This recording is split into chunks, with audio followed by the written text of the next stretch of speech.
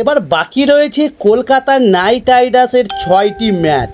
তবে সেই 6টি ম্যাচ জিততে পারলে কলকাতা কি প্লে অফে উঠতে পারবে সেটাই জানাবো আজ। তার আগে আমাদের চ্যানেলে নতুন হলে চ্যানেলটি সাবস্ক্রাইব করে সঙ্গে থাকুন। চলুন শুরু করি। এবার 2025 আইপিএলে 8টি ম্যাচের মধ্যে 5টিতে হেরে গিয়েছে কলকাতা নাইট রাইডার্স, যে কারণে প্লে অফে ওঠার রাস্তা এখন যথেষ্ট কঠিন হয়ে গিয়েছে কলকাতার জন্য। তবে ইডেনে গুজরাটের কাছে 39 রানে হারার পর আর হাতে রয়েছে 6টি ম্যাচ। তবে কিভাবে এখন প্লে অফে ওঠার আশা বেঁচে রয়েছে নাইটদের। তবে তার আগে জানিয়ে রাখি, রবিবার 199 রান তাড়া করতে নেমে কলকাতা তোলে মাত্র 149 রান, যে হারের পর লিগ তালিকায় 7 নম্বরে রয়েছে তারা।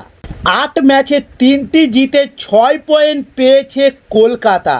তবে আইপিএলে প্লে অফে উঠতে হলে অন্তত 16 পয়েন্টের প্রয়োজন। তবে সেটা করতে হলে বাকি 6টি ম্যাচের মধ্যে 5টি জিততেই হবে এবার কেকেআরকে। কিন্তু বহুবার আইপিএলে দেখা গিয়েছে 16 পয়েন্ট নিয়েও প্লে অফে ওঠার রাস্তা নিশ্চিত হয়নি। তেমন পরিস্থিতি হলে কলকাতা চাপে পড়ে যাবে। নেট রান রেটের কারণে এখনও কেকেআরের কিছুটা হলেও এখনও প্লে অফ খেলার আশা রয়েছে। তবে কলকাতা যদি বাকি 6টি ম্যাচই জিতে নেয় তাহলে সর্বোচ্চ 18 পয়েন্টে পৌঁছতে পারবে। তাহলে প্লে অফ খেলার সুযোগ একটু বেশি থাকবে।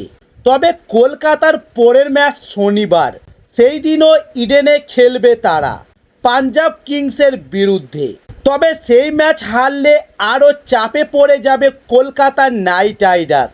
তবে আইপিএলে অতীতে প্রথম দিকে যদিও পরপর ম্যাচ হেরে যাওয়ার দলও ঘুরে দাঁড়িয়েছে, প্লে অফে উঠে ফাইনাল খেলে চ্যাম্পিয়নও হয়েছে। কিন্তু কেকেআর এই মুহূর্তে যেভাবে খেলছে তাতে তেমনটা আশা করা খুবই কঠিন হয়ে যাচ্ছে।